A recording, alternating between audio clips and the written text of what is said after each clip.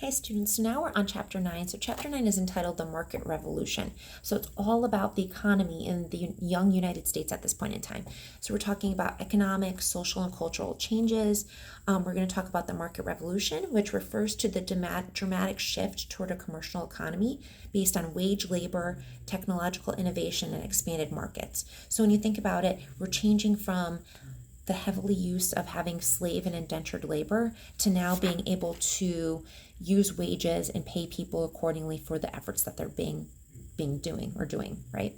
So there's going to be innovations in transportation, use of canals, steamboats, roads, railways that can connect different parts of the United States together, which will help with the movements of goods and people throughout the United States. There was also use of the telegraph, which we haven't seen before. So the telegraph also revolutionized communication, which made connection very, very easy. Instead of having letters being run by horseback, we don't have that anymore. Now they can easily communicate with one another. This chapter also focuses on industrialization and labor. So the rise of factories, especially with textile factories, started to grow at this point in time.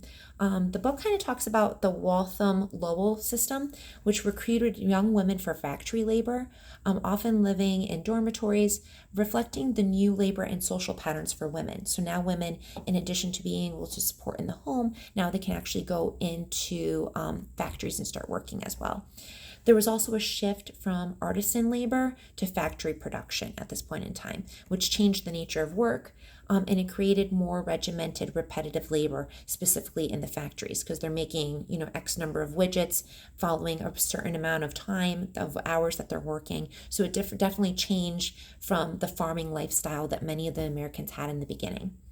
It also changed gender and family roles too. So the market revolution contributed to a growing separation between home and work, like I talked about. So the men working in factories and offices, and women increasingly were confined to the domestic sphere, meaning at home. However, some of them did have opportunities, like I mentioned, to work in factories as well. So there was still the cult of domesticity where women were confined to being home, raising children, and that sort of thing.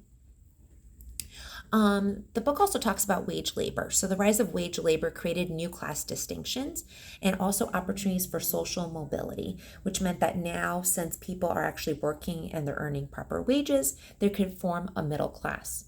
So now we've seen that, because before it was either you're impoverished and we have the wealthy, and there was nothing in between. Now with the establishment of factories and the like, now we see that movement of wages where people can actually earn a proper wage and survive. The economy also became more interconnected regionally and internationally, and that's thanks to the innovations in transportation with access to steamboats and roads and railways where we can trade and transport goods throughout the United States, but also a lot of things that are produced in the United States now we can sell abroad as well. So in addition to selling it in Europe and Asia and elsewhere.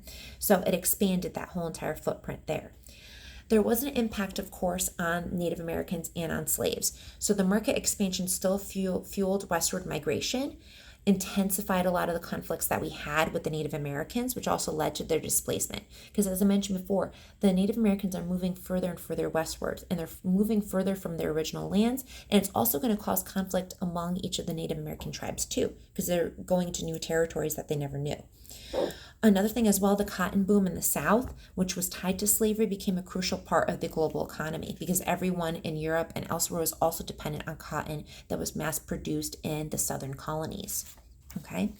The market revolution also produced significant wealth for some, but also created economic insecurity for many workers because some of them were dependent on various things.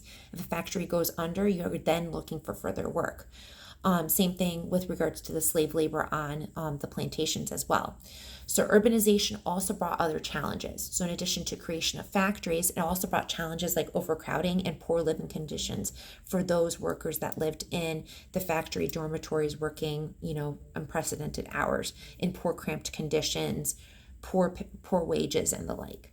So key themes for this chapter are a couple. So we talk about the technological innovations, industrialization, the cult of domesticity with regards to women being home, while some of them also having access to go to work and work in the factories. And then also the impact on the Native Americans, but also the impact on the slaves, because they still were very, specifically in the South, focused on slave labor, and that was a necessity for them at this point in time. So a lot of it is about the economic ties that were occurring at this point in time. Okay, I'll catch you guys on chapter 10.